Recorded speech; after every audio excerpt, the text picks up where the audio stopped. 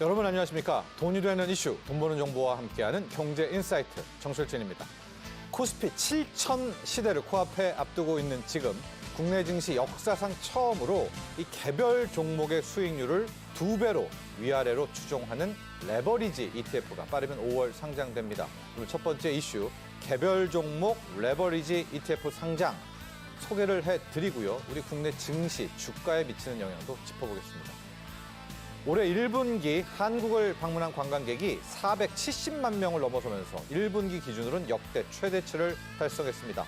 지난달 방한계는 206만 명, 월별 기준으로도 최대치를 찍었는데요. 오늘 두 번째 이슈, K관광의 현황과 전망 자세하게 소개해드리도록 하겠습니다. 경제인사이트는 유튜브 경제인사이트 채널 통해서 실시간 시청이 가능합니다. 많은 시청 부탁드립니다. 현재 금융시장의 흐름 살펴보겠습니다. 주식시장으로 가보도록 하죠. 자, 오늘 국내 증시 또 한 번의 저력을 보이고 있습니다. 미 증시, 특히 필라델피아 반도체 지수가 흔들렸음에도 불구하고 현재 시각 양 시장 모두 장 초반의 하락을 다 만회를 하고요. 플러스로 전환했습니다.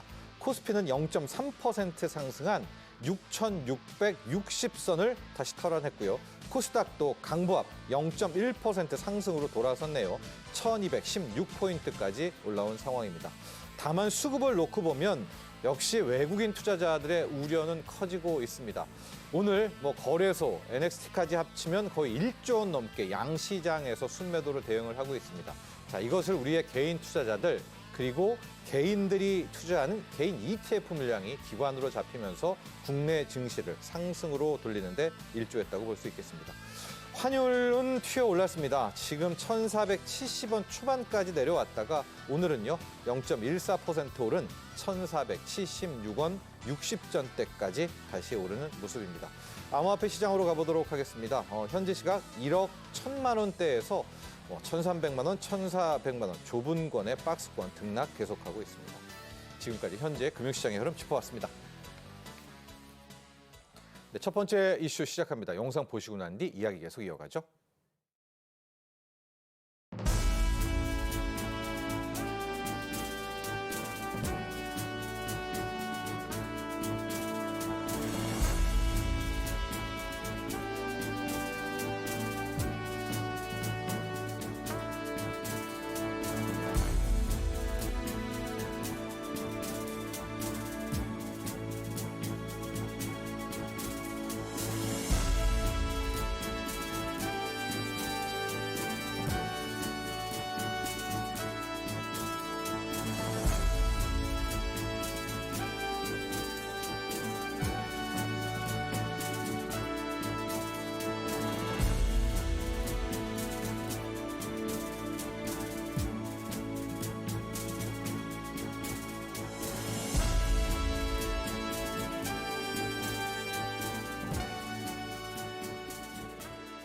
네, 국내 우량 주식이요. 기초 단일 종목, 그러니까 이 한 종목을 레버리지 ETF로 추종하게 만드는 상품을 허용하는 내용, 이 자본시장과 금융투자업에 관한 법률 시행령 개정안이 28일 공포되고 시행됐습니다. 자, 이렇게 되니까 운용사들은요, 증권신고서 및 상장 심사 등을 통해서 이르면 다음 달 22일부터 관련 상품을 출시하게 됩니다. 자, 국내 우량 주식 단일 종목 레버리지 ETF 출시, 그 내용과 시장에는 어떤 영향을 미칠지 살펴보도록 하겠습니다. 송재경 디멘전 투자자문 투자부문 대표 모셨습니다. 안녕하십니까? 네, 안녕하세요. 자, 이제 우리 국내 투자자들, 우리 국민들 ETF 잘 알고요. 또 레버리지 ETF도 익숙합니다. 예, 곧버스 또 레버리지 ETF 잘 아는데 오늘 이야기할 것은 단일 종목 레버리지 ETF입니다. 이 내용을 좀 한번, 이건 뭐가 다른지 좀 알려주시고요. 이걸 왜 이 시점에서 우리 금융당국은 허락을 했는지까지도 가보도록 하죠.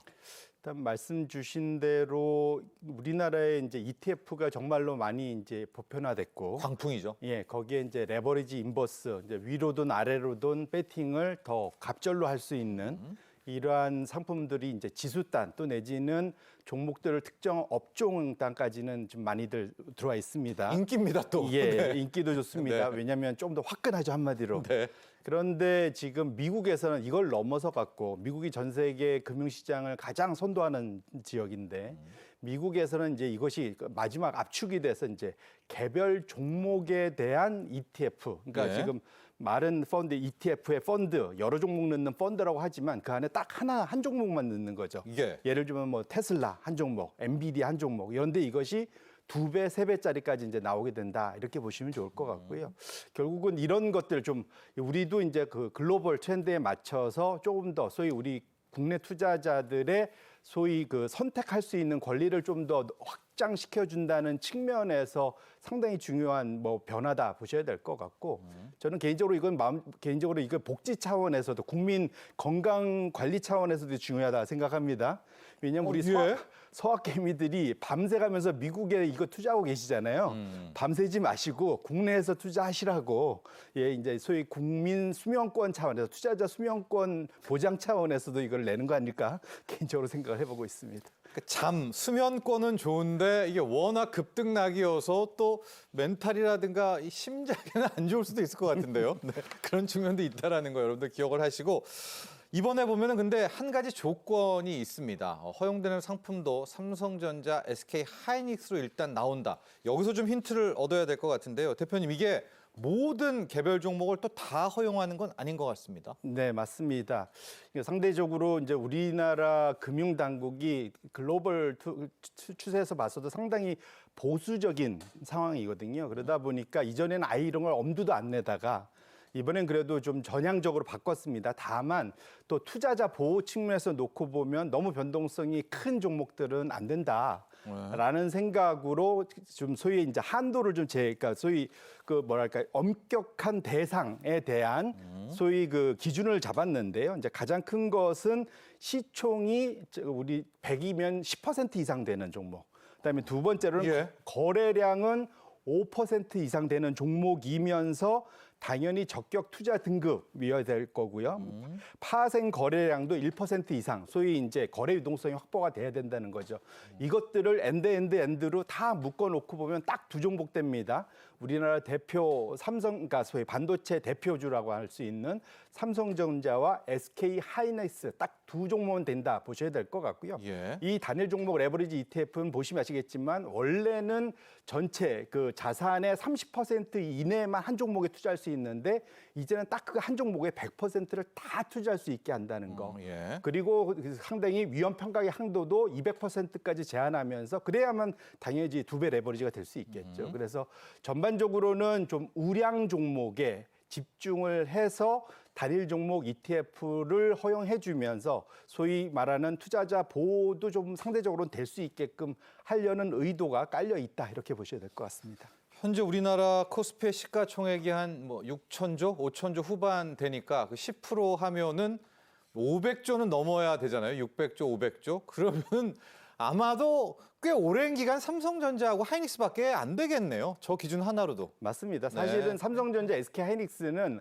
비록 우리나라에 상장돼 있는 회사들이지만 이미 글로벌, 그러니까 소위 이제 미국에 있는 반도체 기업들을 능가하는 네. 그 수준까지 가 있는 상황이거든요. 근데 다만 국내에 좀 갇혀 있다 보니까 주가가 좀 싼 측면이 있습니다. 예. 그걸 제외하고 나면 사실은 이미 소위 이제 엔비디아나 TSMC 같은 회사와 어깨를 나란히 하고 있다 이렇게 보셔도 될 것 같습니다. 아마도 이제 허용되면 저 두 가지 종목, 삼성전자와 SK 하이닉스의 레버리지 ETF 이렇게만 나오게 될 것이다라고 생각하시면 될 것 같고요.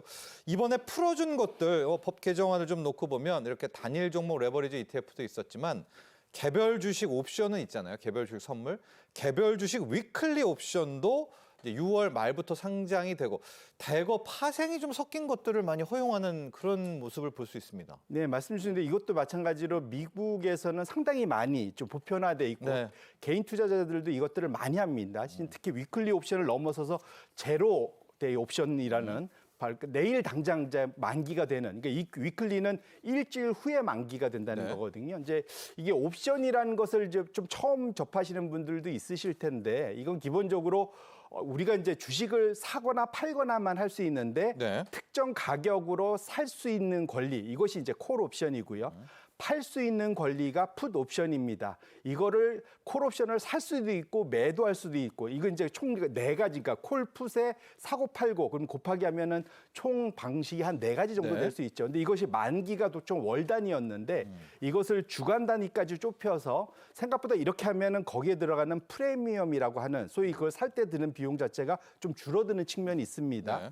대신에 변동성은 짧은 기간이기 때문에 단기간에 없을 수 있는데 또 막판에 클 수가 있어서 그 복권 같은 느낌. 그렇죠. 네네. 네, 변동성이 좀 커질 수 있다라는 것. 특히 우리 3월 초 같은 변동성 때는 상당한 손실을 볼 수 있었다는 것을 명심하시면서, 그러니까 소위 우리 투자자들의 선택권은 넓히되 소위 그 변동성과 관련해서는 개인 투자자들이 조금 더 공부를 많이 해야 되는 그런 상황으로 변화되고 있다. 이렇게 보셔야 될 것 같습니다. 그렇습니다. 그래서 미국인들 보면은 무슨 테슬라 주식을 사지를 않고 그 테슬라 옵션을 거의 싼 맛에 이렇게 사는 것처럼 복권식으로 많이 투자를 하고 있는 것 같습니다. 이제 우리도 선택권 차원에서 이런 것들을 허용한다라고 볼 수가 있겠고요.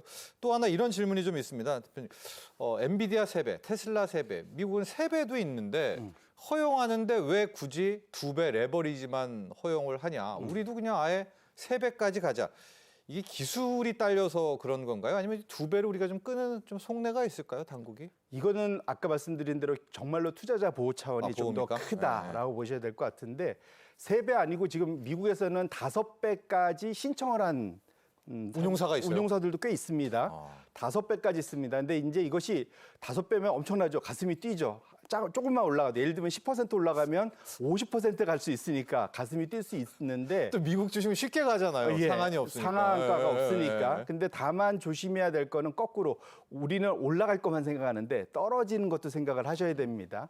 아까 말씀드린 대로 이 3배짜리가 이론적으로는 33% 마이너스가 나면 청산됩니다. 맞은 거. 결국은 내가 투자한 게 제로가 되는 거죠. 빵이 될 수가 있기 때문에 상당히 뭐랄까 공격적인 투자다 보셔야 될 것 같고요. 네. 상대적으로 국내에서는 이제 20%니까 이것이 만약에 완전히 청산이 되려면 한 우리나라에서는 하루 만에 불가합니다. 왜냐하면 30% 상한가가 있기 때문에 그런 상황이라 네. 보셔야 될 것 같고 물론 이걸 또 삼성전자와 SK 하이닉스한테만 적용을 한다는 얘기는 상대적으로 그렇게 하락폭이 심하지는 않을 거라는 기대감 때문에도 이걸 하고 있다 보셔야 될 것 같습니다. 근데 어쨌든 미국에 투자를 하면서 밤새 가면서 세금까지 내가면서 이걸 투자하시는 것보다는 국내에서 이걸 투자하는 게 나을 수 있다 봐야 될 것 같은데 다만 이거는 뭐 이 자료에는 없지만 말씀드리고 싶은 건 이 레버리지 인버스는 이것은 그냥 그 소위 그 우리 종합소득 그 과세 대상이 될 수 있습니다. 네. 여기서 돈을 2천만 원 이상 본인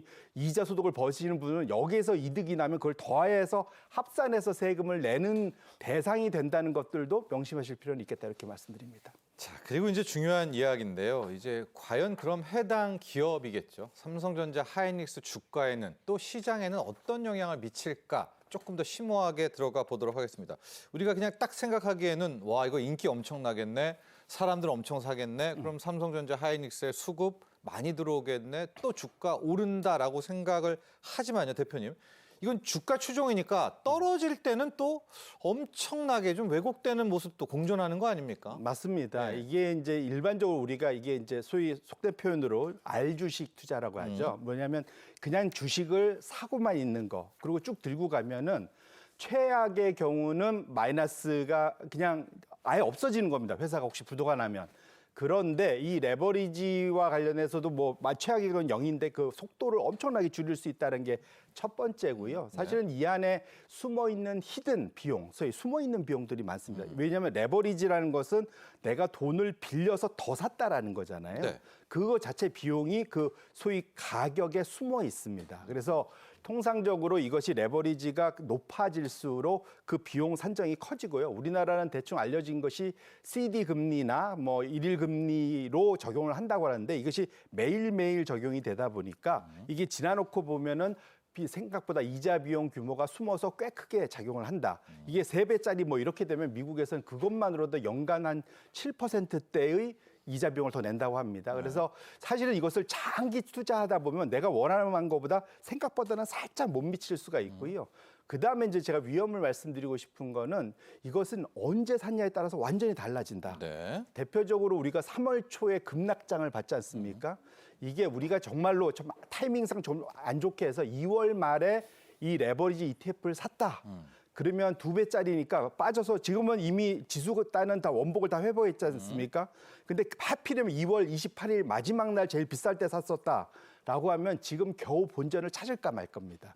왜냐하면 빠져서 줄어든 상태에서 올라가야 되기 때문에 삼성전자가 다시 22만 원이 됐다 쳐도 그렇죠. 그 레버리지 ETF는 수익률이 안 돌아온다. 안 좋을 수가 있다. 그래서 언제 투자하냐에 따라서 완전히 극과 극으로 갈 수가 있다. 결론적으로는 이것이 우리가 주식시장에서 조금이라도 경험을 해보시면 그 일직선으로 올라가거나 일직선으로 빠지는 경우가 없습니다. 변동을 위아래 주면서 가기 때문에 전반적으로는 이런 레버리지 ETF 투자는 하시되 잘 모르시면 1차적으로는 안 하시는 게 제일 좋고요. 네. 하신다 하더라도 좀 단기간에 짧게 투자를 하시는 것이 본인들의 전체적인 장기 수익성에는 훨씬 도움이 될 거다 이렇게 말씀드리겠습니다. 또 삼성전자나 하이닉스 주가가 빠지는 날도 올 거 아닙니까? 그렇죠. 그럴 때는 그 운용사는 좀 더 많이 해칭하려고 팔게 되면 또 하락을 부추길 수도 있겠다. 예, 그런 분석도 있던데요. 네, 맞습니다. 그리고 이것은 아까 말한 대로 주식이란 거는 남들이 팔아도 내가 안 팔면은 버틸 수가 있는데 이 레버리지는 거기에 상품에 맞춰서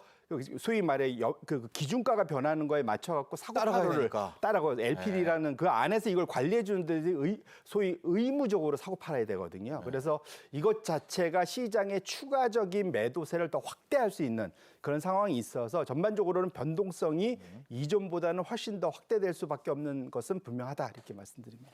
자, 그럼에도 불구하고 우리 당국이 이렇게 삼성전자 하이닉스 ETF, 단일 종목 레버리지 ETF를 출시한 이유는 실은 삼성전자와 하이닉스의 인기가 좋기 때문입니다. 실적도 엄청나고요. 이익률도 엄청나고 외국인 투자자들도 실은 우리 상품이 아니라 이제 모건 스탠리 상품이죠. 여기 기반한 우리 한국물 ETF에 엄청난 투자를 하고 있네요. 그러니까 그냥 국내에서 와라 뭐 이런 취지도 있는 것 같습니다. 네, 맞습니다. 이미 사실은 삼성전자, SK 하이닉스를 기초자산으로 한 2배짜리 레버리지 ETF가 흥미롭게도 작년 봄에 홍콩의 한 운용사에 의해서 이미 상장돼 있습니다. 인기는요? 예, 인기 좋아갖고 네. 우리나라 투자자를 포함해갖고 해외에 가서 홍콩까지 굳이 가갖고 우리가 이제 투자를 하고 있는 상황이다 보셔야 될 것 같고요. 불과 일주일 전인가요? 2주 전에는 D램이라는 티커로 미국의 반도체주 딱 3종목으로 투자하는 ETF가 있습니다. 예. SK 하이닉스, 삼성전자, 마이크론 딱 3종목 갖고 투자하는 종목도 있거든요. 이게 각각 30%씩 이렇게 넣고 투자하는 종목도 있습니다. 예. 이게 단일 기간 중에는 가장 지금 자금이 빨리 모인 그런 ETF도 있습니다. 그만큼 인기가 좋은 것만은 분명하기 때문에 그래서 아까 말씀드린 대로 우리 국내 투자자들의 수명권 보완 확보 차원에서 이 ETF를 출시한 것만은 분명하다 이렇게 보셔야 될 것 같습니다. 맞습니다. 수면입니다, 여러분. 수면권입니다. 예. 잠을 좀 충분히 주무시라 밤에 또 이런 차원도 있었다라고 이야기를 해주셨고요. 이제는 투자자 보호로 가도록 하겠습니다. 이 단일 종목 레버리지 ETF보다 또 그냥 시장 레버리지 ETF보다도 실은 변동성도 크고 그만큼 위험도 크다고 볼 수가 있을 것 같습니다. 자, 일단은 가장 중요한 게 그래서 ETF라는 명칭을 못 씁니까? 그리고 뭐 교육 이슈들도 있네요. 소개를 해주시죠. 예, 말씀 주신 대로 사실은 이건 냉정히 보면은 원래 ETF의 정의에 어긋납니다. 아까 봤듯이 ETF는 Exchange Traded Fund라고 해서 펀드입니다. 펀드는 여러 개로 분산 투자하는 거, 예. 포트폴리오를 만들어서 투자하는 게 펀드잖아요. 근데 여기에 딱 한 종목만 놓고 F 펀드라는 말을 붙이는 것은 이게 약간 이게 소위 모순이죠. 예. 서로 표현 모순이 되기 때문에 그런 측면에서 놓고 보면 ETF라는 용어를 쓰지 못하게 하는 건 어찌 보면 매우 당연하다 봐야 될 것 같은데 결국은 기본적으로는 이 투자자들한테 적어도 그 제목에서만큼이라도 상품명에서만큼이라도 관련된 그런 위험이 나타나도록 드러나도록 하려는 그런 노력은 뭐 불가피하다 이렇게 보셔야 될 것 같습니다. 뭐라고 쓸까요, 그러면? 글쎄요, 저도 이건 마케팅 차원이라 어떻게 쓸지는 저도 레버리지 삼성전자 또 뭐 하나는 와야 될 것 같은데. 예. 그렇죠. 예. 예, 뭐. ETF는 일단 못 씁니다. 화끈 삼성전자 그리고 지금 기존 교육과는 다르게 심화 사전 교육 이제 교육에 대한 부분도 당국이 굉장히 많이 조건을 걸었죠. 볼까요? 예, 말씀 주신 대로 말씀대로 원래도 뭐 이 관련된 파생 상품 투자를 하려면은 심학습들을 꽤 하셨어야 됐는데 이번에 보통 ETF 투자할 때까지는 그렇게는 하지 않았었거든요. 근데 이거는 상당히로 좀 더 뭐랄까요, 그 위험에 대한 고지가 좀 필요하다. 네, 그래서 네. 관련된 그런 이 ETF가 레버리지가 걸렸을 때, 특히 다른 상품일 때 나타날 수 있는 그러한 변동성의 확대, 이거와 관련해서 소위 음의 복리 효과 뭐 이런 것들이 있습니다. 뭐냐면 이것이 일일로 정산이 되는데 이것이 혹시라도 며칠간이라도 빠지고 나면 이것이 복리 형태로 또 소위 말하는 소위 마이너스 소위 수익률 자체가 역성장하는 것이 네. 확대될 수 있다라는 것, 이런 것들을 공부하게 한다는 것이고요. 기본적으로는 항상 우리 투자자들은 기본적으로 주식 투자자들은 낙관적이시죠. 항상 좋은 것만 보려고 하는데 위험을 관리할 수 있는 그런 측면에서는 안 좋았을 때 어떤 일이 나타날 수 있는 것도 고민하면서 투자할 수 있게끔 하기 위해서는 이 관련된 투자 소위와 관련된 이런 그 교육, 의무 교육 이런 것들은 상당히 꼭 필요한 상황이다. 그리고 이걸 하면서 공부를 좀 많이 하시고 투자하실 필요가 있다. 이렇게 말씀드리겠습니다. 우리 대표님은 업계에 오래 계셨는데 이렇게 당국이 ETF라는 이름도 빼고 교육, 심화교육, 사전교육까지 하고 있습니다. 좀 도움은 될까요?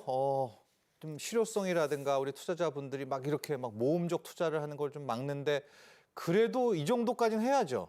말씀 주신 대로 항상 이럴 때 문제가 이게 뭔가 시장이 열기가 있으면 일단 이것을 그러니까 내가 스스로 판단해서 투자하시는 분은 이슈가 없습니다. 네. 근데 예를 들면 창구에 가서 물어보시거나 뭐 이럴 경우는 문제가 됐는데 항상 이럴 때 불안전 판매가 일어나는 경향들이 많았고요. 그래서 그렇게 놓고 보면 지금 이러한 그 소위 금융 당국, 그 관리 당국의 노력은 당연히 해야 되긴 하지만 이걸로 100% 해소는 되지 않는다. 그래서 우리 투자자분들 스스로가 그러니까 내 돈은 내가 지켜야 됩니다. 물론 가서 이렇게 시위해도 어떨 때는 지켜줄 때가 있긴 하지만 네. 전반적으로는 본인이 먼저 알아서 그 소위 이제 위험 관리를 하셔야 되기 때문에 꼭 소위 아까 이것에 좋은 점도 있지만 나쁜 점도 상당히 많다라는 것을 소위 양날의 검과 같다라는 것을 명심하면서 투자할 필요가 있겠다 이렇게 말씀드립니다. 자, 지금 예상으로는요, 5월 22일부터 상품 출시가 허용이 되니까 아마 국내 대다수 자산 운용사들이 벼르고 있을 것 같거든요. 삼성전자, 하이닉스의 레버리지 ETF. 이뿐만이 아니죠. 투자자들도 벼르고 있을 것 같은데요. 대표님, 우리 투자자분들에게 위험성과 함께 어떻게 좀 접근하는 게 좋으냐. 아까 좀 짧게 치고받아라 이런 조언도 해주셨거든요. 투자자를 위한 조언도 좀 부탁드립니다. 제가 이럴 때는 그래서 이렇게 말씀드리고 싶어요. 우리가 잘 아는 경험인데 우리가 이게 배 고픈 건 참아도 예. 배 아픈 건 못 참는다는 속설이 있습니다. 네, 네. 이게 이제 레버리지 투자를 하게 되는 가장 큰 이유가 이게 배 아파가 그렇거든요. 주변이 돈을 많이 벌었다는데 나도 빨리 부자가 되려고 네. 이거 하게 되는 경우가 있습니다. 그런데 정작 빨리 부자가 되려다가 소탐대실하는 경우가 상당히 많거든요. 네. 그래서 투자자분들이 이 상품은 최대한 아까 말씀드린 대로 초단기적으로 좀 투자에 접근 이용하시는 것이 도움이 될 것이지 이걸 너무 한번 사면 투자는 장기야 이래갖고 레버리지 상품을 인버스 상품을 장기로 투자하시면 정말로 본인한테 이것은 약이 아니라 독이 될 수 있다는 것을 명심하면서 투자할 그러니까 장기 투자는 아니다. 절대 하시면 안 됩니다. 장기 투자는. 예. 네. 그럼 어느 정도 딱 손절 라인 잡고 짧게 치고받는 겁니까? 베스트는 그냥 당일날 마무리하는 게 제일 좋고요. 당일이요? 예, 그게 제일 좋을 거. 그래야지 해결이 돼요. 이게 일일 정산이기 때문에 그 수익률에 큰 누적이 없기 때문에 그리고 적어도 그냥 제 개인적인 그냥 겉필링으로는 한 일주일 정도 안에서 마무리를 지시는 게 좋지 않을까 생각합니다. 그렇습니다. 이게 뭐 돈을 많이 수익률을 냈든 못 냈든 일주일이 넘어가면 아까 대표님이 얘기했던 거기에 수수료, 거래 비용 또 여러 가지의 원치 않는 비용이 또 덧붙이기 때문에 투자에 대한 유의점 꼭 한번 새겨 들으시면 좋을 것 같습니다. 자, 지금까지 도움 말씀에 송재경 디멘전 투자자문 투자부문 대표와 함께했습니다. 오늘 감사합니다. 네, 고맙습니다.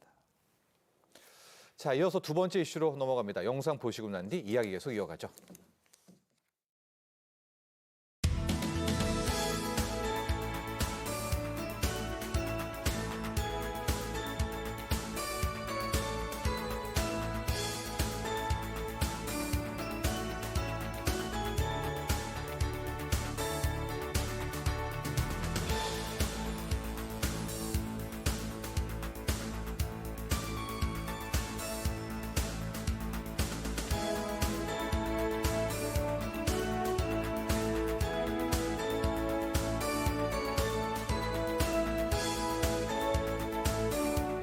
관광산업 대도약을 위한 필수 과제는 관광의 지평을 대한민국 전역으로 과감하게 확장하는 것입니다. 지난해 한국을 찾은 외국인 관광객이 1,893만 명으로 역대 최대치를 갱신했습니다. 외국인 관광객 2천만 시대가 바로 눈앞입니다. 우리가 목표하는 2030년 외국인 관광객 3천만 시대를 열어젖히려면 양적인 성장을 넘어서 질적 성장으로의 대전환이 필요합니다.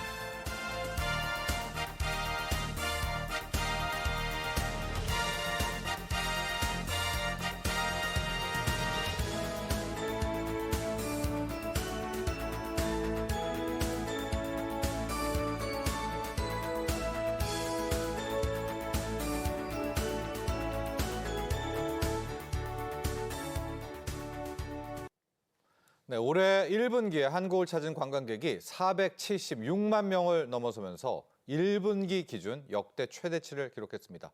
자, 정부는 국가관광전략회의를 대통령 소속으로 격상을 하고요. 앞으로 관광 산업을 국가 차원의 핵심 수출 전략 산업으로 키우겠다. 이렇게 포부 밝히고 있습니다. K관광의 현황 전망 자세하게 짚어보죠. 허준영 서강대 경제학부 교수 모셨습니다. 안녕하십니까? 안녕하십니까. 자, 올해 1분기 이렇게 대단했나요? 1분기 한국을 찾은 관광객이 476만 명, 작년보다 거의 23% 늘어났고요. 1분기 기준으로도 역대 최대, 이 중에서 마지막 달입니다. 3월이 206만 명, 월 기준 사상 최대.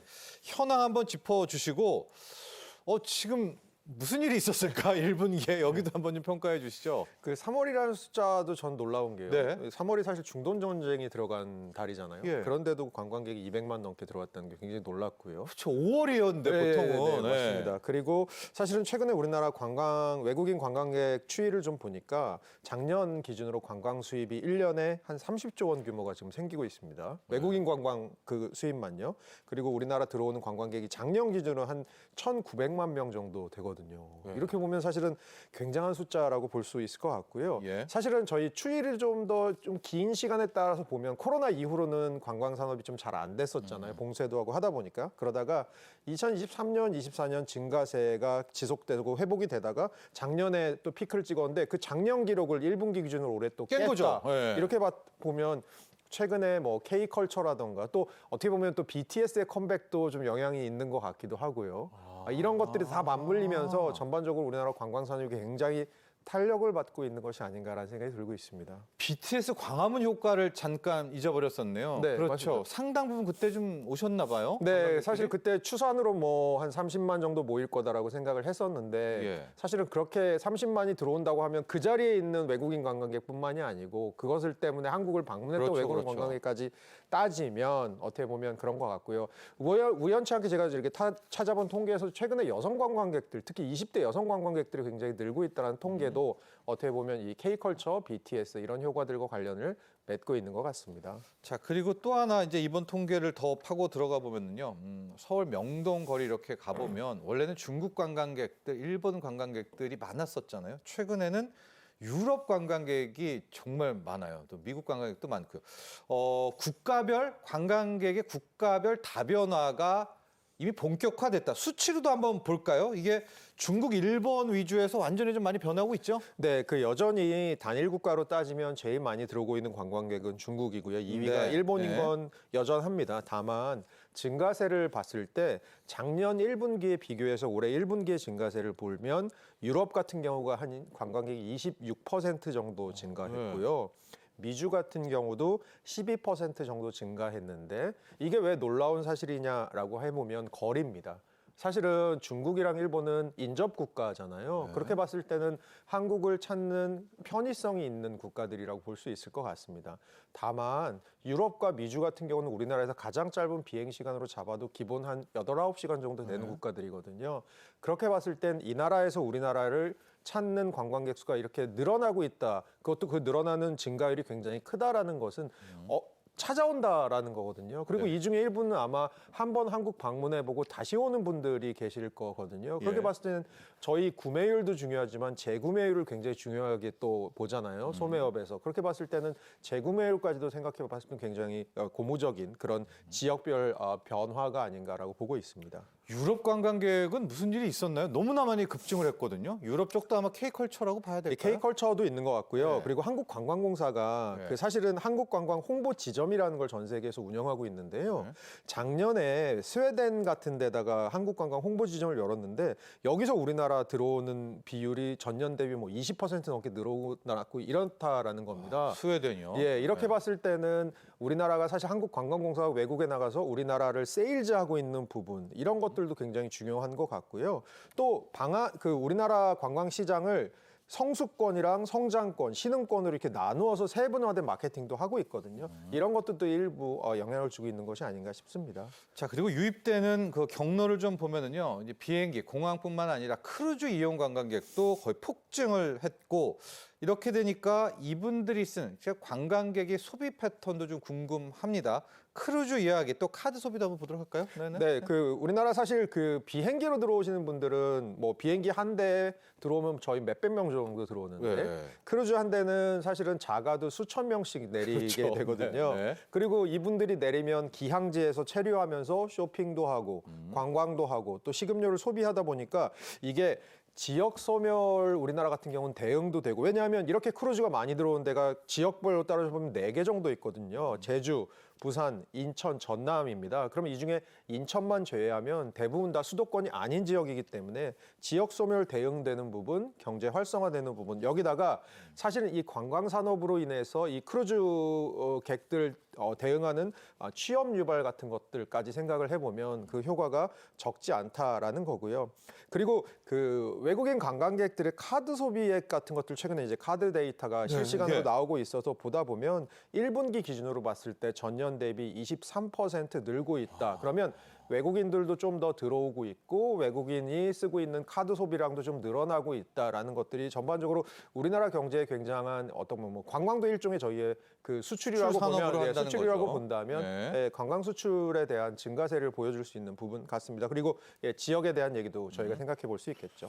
자, 그리고 저희가 여러 번 짚어드렸는데요. 요즘에 이제 오게 되는 한국을 찾는 외국인 관광객들은 이제 단체 관광객이 크게 줄었다라고 합니다. 중국은 가령 유커도 거의 중심이 아니라고 하고 이 개인 취향, 개인들의 이제 방문 관광 형태로 바뀌었다라고 하는데요.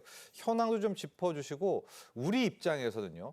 단체 관광객이 좋나요? 아니면 이렇게 개인이 이렇게 들어오는 게 좋은가요? 어느 쪽이 더 소비도 많이 하는지 이것도 좀 궁금합니다. 제가 아까 말씀드린 네. 구매율과 재구매율의 생각으로 좀 해본다면 아마 저희가 예를 들어서 앵커께서도 프랑스 파리를 처음 가신다고 하면 관광객 모드로 가실 것 같고요. 단체 관광으로 많이 예, 갔겠죠. 많이 가시고 예. 프랑스 파리에 뭐가 있는지 중요한 지점 중심으로 보실 것 같고요. 만약에 두 번째로 관광을 가시게 되면 단체 관광보다는 개별 관광으로 가셔서 나는 그럼 파리지행처럼 한 일주일 살아볼까 네. 이러면서 세느 강변에서 누워 계시기도 하고 뭐 이런 걸 하실 겁니다. 집도 빌리고요. 예, 그렇죠. 네. 그렇게 보면 이 관광객들이 이런 식으로 개별 여행이 늘고 있다라는 건 탐색형 관광에서 루틴형 관광으로 넘어가고 있다라는 부분으로 볼 수 있을 것 같고요. 실제로 보더라도 외국인 관광객들이 이제는 막 와서 광화문 앞에서 사진도 찍긴 하지만 한편으로는 성수동과 연남동 같은 데 굉장히 많습니다. 제가 아까 20대 관광객 말씀드렸잖아요. 예. 저도 여기 오느라고 학교에서 연남동을 이렇게 지나서 왔는데요. 홍대 옆쪽이요. 예, 예. 네. 정말 외국인 관광객, 특히 젊은 여성분들 관광객들이 굉장히 많더라고요. 뭐가 있나요, 연남동에? 아니면 연남동이 핫플레이스니까 그렇기도 하고 카페 이런 거요. 맛집이 식당? 많기도 하고 그러니까 체험형인 거죠. 서울 사람들은 도대체 어딜 가서 화장품을 사고 어딜 가서 맛있는 걸 먹고 어디 가서 머리를 하지? 이런 것들에 대해서 체험형으로 관광이 늘어나고 있다. 그래서 K-뷰티와도 관련된 것 같고요. 또 최근 들어서 여기서 아까 이제 지역 관광과 또 맞물려서 말씀을 드리면 우리나라 지역에서도 전주 같은 데는 이제 한옥 관광 체험, 강릉에서는 바다 카페 투어, 뭐 제주 같은 데서는 오름 트레킹, 해녀 체험 이런 것들을 통해서 또 외국인 관광객들을 지역으로 또 끌어들이고 있는 부분이 있거든요. 이거는 네. 단순히 한국 가면 남대문 가야 되고 광화문 가야 돼가 아니고 이제는 한국 가면 저희 뷰티샵 가야 되고 머리 하러 가야 되고 그리고 퍼스널 컬러 이거 컨설트 받아야 돼. 이런 네. 쪽으로 점점 얘기가 진화되고 있다라는 것 같습니다. 그 이야기를 좀 더 해보도록 하겠습니다. 좋고 뭐 정말 많이 들어오고 외국인 소비도 늘어났는데 실제 방한 외국인의 80% 넘습니다. 서울 수도권을 왔다 가거든요. 그래서 우리가 이제 지금 지역 관광 이야기도 하는데 이게 또 막상 풀리지 않는다. 왜냐하면 좀 어렵다라는 이야기도 많이 나옵니다. 이거를 어떻게 좀 해결을 할까요? 지역 관광으로 가긴 가야 될 것 같은데요. 그 여러 가지 단계들을 좀 문턱을 네. 낮추는 것이 필요할 것 같습니다. 예를 들어서 가장 이웃 나라인 일본을 생각해 보면 우리나라에서 일본 직항을 생각해 봤을 때 도쿄랑 오사카만 있는 게 아니고요. 아주 지방 중소도시까지 일본 취항을 하고 있습니다. 그렇게 봤을 때 첫 번째로 생각해 볼 수 있는 건 교통 인프라를 향상시키는 거. 외국인들이 우리나라 인천공항으로만 우리나라 김해공항으로만 들어오는 것이 아니고 지방 공항들로 들어와서 그 지역 주변에서 관광을 할 수 있게 하는 접근성 향상이 굉장히 중요한 부분인 것 같고요. 또 하나는 또 우리의 정말 믿을 구석 K컬처 등과 관련해서 연계된 관광 상품들을 좀 더 개발을 잘하고 최근에 OTA라고 해서 그 전 세계 글로벌 온라인 관광사들이 있잖아요. 그 예. 온라인 관광사들을 통해서 굉장히 많이 홍보를 하거든요. 그래서 우리나라 관광 상품, 지역 상품, K컬처 상품 같은 것들을 이렇게 온라인, 글로벌 온라인 여행사로 하는 부분이 되게 중요할 것 같고 그다음에 외국인들이 사실 한국이 가지는 단점이 하나가 좀 저희가 구조적인 열위 하나가 예. 한국어를 쓰는 사람들이 많지 않다라는 거죠. 예를 들어서 영어권이라고 하면 영어로 대충 다 되니까요. 그렇게 봤을 땐 문화적인 장벽, 특히 언어적인 장벽 때문에 우리나라 오실 수 있는데도 못 오시는 분들을 위해서 조금 더 언어적인 부분에 있어서 조금 우리가 뭐 예를 들어서 외국인 친화적인 예약 시스템 같은 것들이나 안내 시스템 같은 것들을 좀 더 강화하는 방안들도 중요할 것 같습니다. 자, 우리 정부는 이제 관광을 수출 전략 산업으로 키우겠다라는 목표를 세웠습니다. 그래서 국가 관광 전략 회의를 대통령 소속으로 격상을 했거든요. 관광 산업의 여러 부처들이 이제 한 몸이 돼서 추진하자. 또 이런 의지를 읽어볼 수 있는 거 아닙니까? 네, 맞습니다. 그동안 관광정책 보면 문화체육관광부가 주도했죠. 주도는 네. 해왔습니다만 비자는 법무부에서 그리고 항공이나 공항은 국토교통부에서 그리고 지역 인프라는 행정안전부에서 하고 있었기 때문에 이게 각 부처들의 통합 부분에 있어서는 약간 시간도 걸리고 조금 기민하지 못하다라는 그런 평가도 있었던 것 같거든요. 그런 측면에서는 기존의 국무총리 주관으로 하던 이 국가관광전략회의를 이제는 대통령 소속으로 바꾸면서 어떻게 보면 이렇게 부처 간 통합을 좀 더 확실하게 할 수 있고 그러면서 의사결정 구조도 더 신속하게 가져가고 가장 크게 제가 생각하는 건 상징성과 책임성 같습니다. 이제는 대통령이 이 모든 것들을 책임을 지고 관장을 하겠다라고 하는 부분이 상대적으로 더 큰 메시지를 줄 수 있을 것이라고 생각을 합니다. 이와 함께요, 관광 관련한 이제 규제, 또 법규, 제도도 다 싹 다 손봐야 된다라는 의견들 나오고 있습니다. 왜냐하면 우리 한국 관광이 실은 2010년 전으로 완전히 달라졌잖아요. 근데 제도는 거의 한 40년 전 제도를 쓰고 있다라고 하는데 이것도 굉장히 시급한 것 같은데요. 네, 맞습니다. 네. 그 관광기본법과 관광진흥법이라는 것에 많은 부분 기대고 있는데요.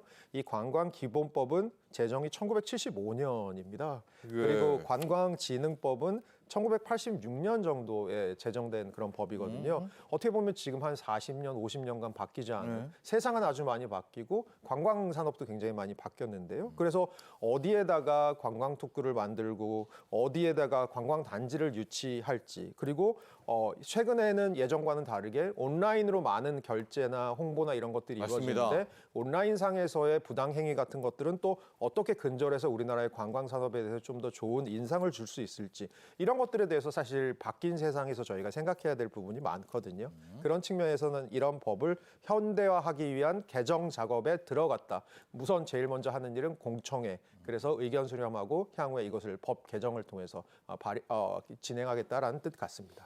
자, 앞서 제가 잠깐 언급을 해드렸는데요. 지금 서울과 수도권 쪽의 관광 인프라와 뭐 마케팅 홍보는 너무 잘 돼 있는 반면에 이제 지역 활성화가 굉장히 안 되고 있거든요. 이에 맞춰서 일단 먼저 인프라에 대한 관광 인프라에 대해서 정부가 좀 노력을 하고 있는 것 같습니다.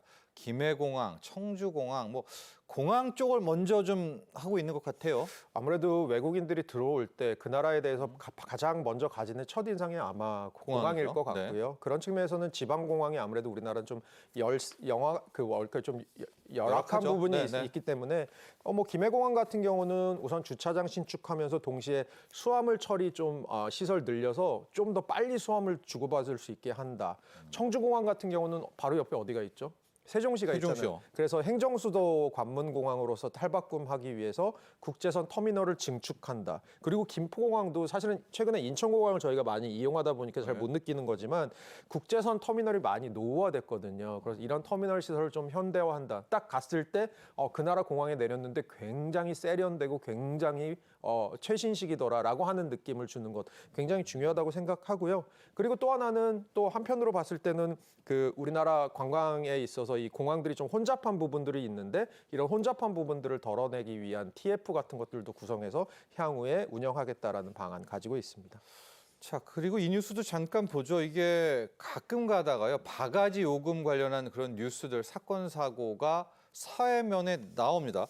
교수님, 아직도 이 바가지 요금 막 그런 논란들이 있습니까? 뭐 택시 요금을 막 더 받고 이런 행동이 요즘도 있으니까 자꾸 나오겠죠. 예. 네, 저희가 잊을만 하면 사실 신문 기사에 또 나오죠. 등장하고 그런 얘기들이 나오는데요. 그래서 가장 크게는 저희 숙박업소, 특히 뭐 민박업소 같은 경우에도 이 가격 공개 의무를 외국인 관광객들을 대상으로는 확대하겠다. 그래서 이거는 오프라인에서만 이렇게 하는 게 아니고 이 숙박업소가 온라인에 어떤 홍보를 할 때도 가격 공개를 의무화하겠다라고 하는 거고요. 만약에 이것들이 지켜지지 않을 때에는 제재 기준도 조금 더 강화해서 영업 정지를 뭐 5일부터 시작해서 최종적으로는 그 1개월까지 그리고 등록 취소까지도 할 수 있게 하는 이런 처벌 기준도 강화해서 외국인 관광객들을 향한 이런 대상으로 한 이런 부당한 어떤 행위 같은 것들을 근절해 보겠다라는 보관인 것 같습니다. 자, 마지막으로 정리를 해보도록 하겠습니다. 이제 5월은 관광의 피크인 달입니다. 일본의 골든위크, 또 중국의 노동절 연휴들이 다 겹치고 있는 이제 그런 달이거든요. 자, 5월에 대한 대책도 이야기를 해보면서 우리 정부는 2030 외래 관광객 3천만 명 시대를 목표로 하고 있습니다. 자, 3천만 명 시대를 도전을 하고 있거든요. 어떤 노력도 우리가 더 해야 될까요? 오늘 저희가 얘기한 게 대부분인 것 같습니다. 출입국 편의, 그리고 관광객들의 국내에서의 이동 편의, 그리고 국내에서의 결제 편의 같은 것들을 도모하면서 한편으로 우리가 잘할 수 있는, 홍보할 수 있는 K-팝, K-컬처라던가 아니면 의료 서비스 이런 것들을 중심으로 관광 상품 개발하는 것도 중요할 것 같고요. 예. 마지막으로는 AI 같은 것들을 잘 이용해서 어떻게 하면 우리가 관광산업과 AI의 시너지를 통해서 디지털 관광을 활성화시킬 수 있을까에 대한 고민까지 나아가면 좋을 것 같습니다. 언어 문제는 요즘 많이 해결된 것 같은데요. 파파고 때문인가요? 네, 뭐 서로가 아무래도 다 어려움을 못 느끼는 것 그런 같아요. 것도 있고요. 또 하나 느껴지는 아주 중요한 건 외국인들이 한국어를 조금씩 잘하기 시작합니다. 아, 그래요? 네, 왜냐하면 K-팝이나 K-컬처에 관심이 있는 외국인들이 한국어를 조금씩 하는 게 늘어나고 있어요. 그래서 예. 한국에 들어오는 외국인들 보면 꽤 가끔씩 한국말로 물어볼 때가 있어서 저도 당황할 때가 좀 있는데요. 예. 서로 양방향에서 테크놀로지의 개발과 한국어의 개발 뭐 이런 것들이 일어나고 있는 것 같습니다. 알겠습니다. 자, 지금까지 도움 말씀에 허준영 서강대 경제학부 교수와 함께했습니다. 오늘 감사합니다. 자, 경제인사이트 오늘 준비한 소식은 여기까지입니다. 자, 이제 가정의 달 5월을 맞아서요. 한우를 대폭 할인된 가격에 만날 수 있는 대규모 할인 행사를 펼칩니다. 농림축산식품부는 전국 한우협회 등과 함께 소프라이즈입니다. 서프라이즈가 아니라 소프라이즈 대한민국 한우 할인 행사를 엽니다. 온라인 한우 장터는요, 27일부터 30일까지, 일반 온 오프라인 매장은 29일부터 5월 10일까지 하나로마트를 비롯해 대형마트, 쇼핑몰에서 일제히 진행됩니다. 꼭 이용해 보시기 바랍니다. 오늘 여기서 인사드리겠습니다. 금요일에는 저희도 쉬고요. 다음 주 월요일 오후 1시에 다시 찾아뵙겠습니다. 여러분 감사합니다.